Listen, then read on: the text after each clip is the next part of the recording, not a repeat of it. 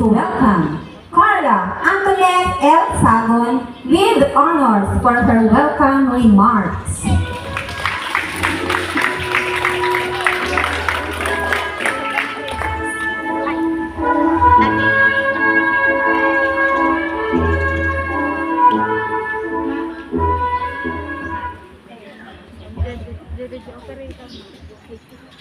To our distinguished guests, to our school administrators, headed by Dr. Revelyn M. Akibon, ma'am, to our school principal, Dr. Roselma C. Cablinan, ma'am, teachers and staff of Linamont Elementary School, SPTA officers headed by the President, Ma'am Sheila May C. Lorenzo, Linamont Barangay officials headed by Puno Barangay Rex S. Pasqua, sir, dear parents, fellow graduates, visitors, friends, ladies and gentlemen, a pleasant morning and welcome to the graduation ceremony of Linamont Elementary School for school year 2023-2024.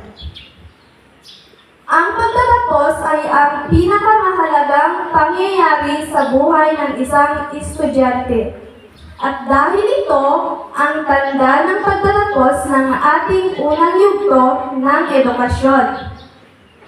Ito ay nag-aalok sa atin ng kagalakan at pighati.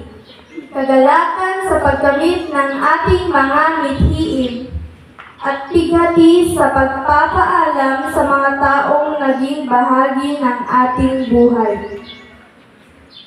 Mga kapwa ko mag-aral, sa susunod na antas ng ating edukasyon, dapat nating paghusayan pa upang makamit ang ating mga layunin na makapagtapos. Ang ating alma mater, Linamont Elementary School, ay nagbigay ng mga ideal na kailangan natin upang harapin ang ating kinabukasan ng walang takot. Gusto naming pasalamatan ang lahat ng nag-ambag sa pag-oorganisa ng programa na ito. Hindi magkakalimutan ang pagtatapos namin gayong ito ay makabuluhan.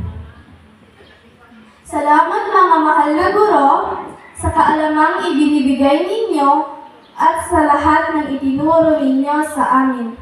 Salamat po mga mahal naming magulang sa pagsisikap na magbigay ng magandang edukasyon para sa amin.